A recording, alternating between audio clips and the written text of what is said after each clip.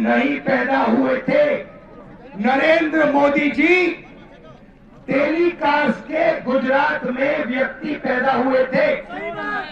उनको, उनकी कम्युनिटी को बीजेपी ने 2000 में ओबीसी बनाया।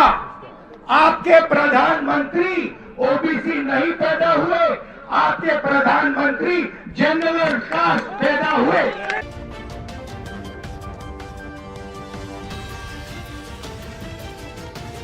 प्रधानमंत्री की सैलरी 1,60,000 रुपए प्रति महीना।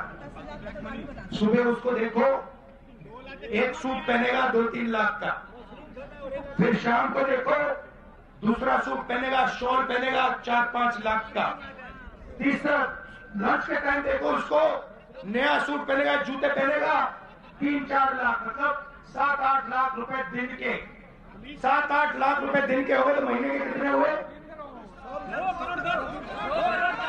तो ये जो 1,60,000 की सैलरी पे चल रहा है और महीने में 2-3 करोड़ रुपए के सूट पहन रहा है, इसका पैसा कहां से आ रहा है? तो आप पर आर्थिक अन्याय हो रहा है, आपकी चोरी हो रही है, भाइयों बहनों पता नहीं लग रहा।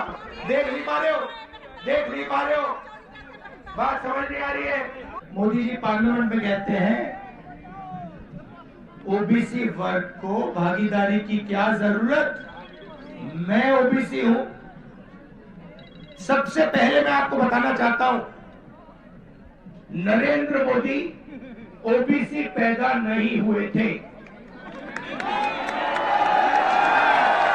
फिर से सुनो, नरेंद्र मोदी जी दिल्ली का, सुनो भैया, मैं बहुत गहरी बात बोल रहा हूं। आपका लोगों का, आप सब लोगों का भयंकर बेवकूफ बनाया जा रहा है। सुनो, आप लोगों का भयंकर बेवकूफ बनाया जा रहा है। नरेंद्र मोदी जी ओबीसी नहीं पैदा हुए थे। नरेंद्र मोदी जी टेलीकास्ट के गुजरात में व्यक्ति पैदा हुए थे। उनको, उनकी कम्युनिटी को बीजेपी ने 2000 में ओबीसी बनाया। आपके प्रधानमंत्री ओबीसी नहीं पैदा हुए, आपके प्रधानमंत्री जनरल कास्ट पैदा हुए। मुझे बर्थ सर्टिफिकेट की कोई जरूरत नहीं है, पता है मैं कैसे जानता हूं कि आपके प्रधानमंत्री ओबीसी पैदा नहीं हुए। वो किसी ओबीसी से गले नहीं मिलते, वो किसी किसान का ऐसे हाथ नहीं पकड़ते, वो किसी मजदूर का हाथ नहीं पकड़ते, वो सिर्फ अदानी जी का हाथ पकड़ते हैं। और ये पूरी जिंदगी में जाति जनगणना नहीं करेगा, क्योंकि ये आपके प्रधानमंत्री पूरे देश से झूठ बोल रहे हैं। ये ओबीसी नहीं पैदा हुए, ये जनरल कास्ट के आदमी है, ये ओबीसी जाति जनगणना कभी नहीं करने देगा। लिख के ले लो, जाति जनगणना का काम कांग्रेस पार्टी और राहुल गांधी करके दिखाएगा। 200 कॉर्पोरेट्स में से मैंने आंकड़े निकाले हैं, उनकी टॉप मैनेजमेंट में, उनके मालिकों के लिस्ट में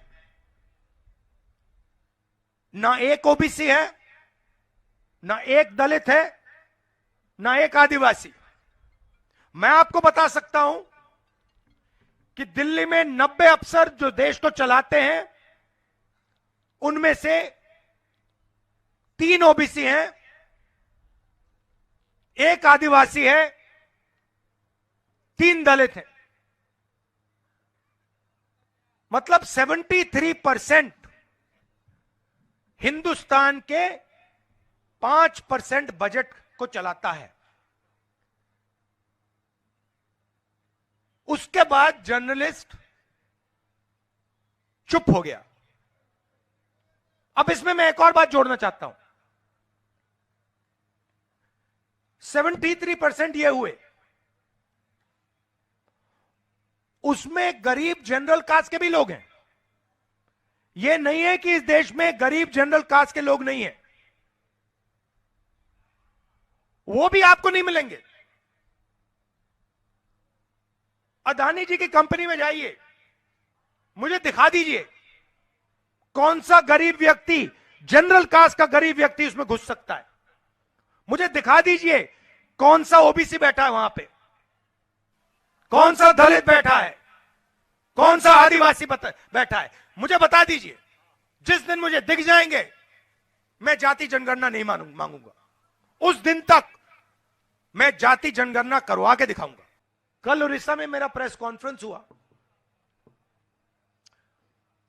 और एक पत्रकार ने मुझे पूछा, राहुल जी आप जाति जनगणना की बात कर रहे हो,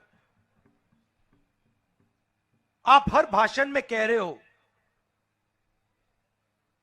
कि पिछड़ों को हक मिलना चाहिए, दलितों को हक मिलना चाहिए, आदिवासियों को हक मिलना चाहिए,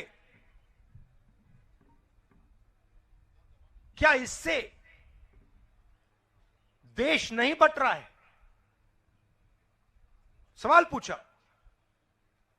तो मैंने इससे दूसरा सवाल पूछा। मैंने कहा भैया आपका सवाल बहुत अच्छा है, जवाब देने से पहले मैं आपसे सवाल पूछना चाहता हूं, पूछ सकता हूं? कहते हैं हां जी पूछिए। मैंने कहा ये जो आपकी पूरी प्रेस कॉन्फ्रेंस है, दूर दूर से आपके रिपोर्टर्स आए हैं, कैमरामैन आए हैं, आपके मालिक हैं, पूरा सिस्टम है। इस सिस्टम में कितने आदिवासी पिछड़े? नेशनल मीडिया में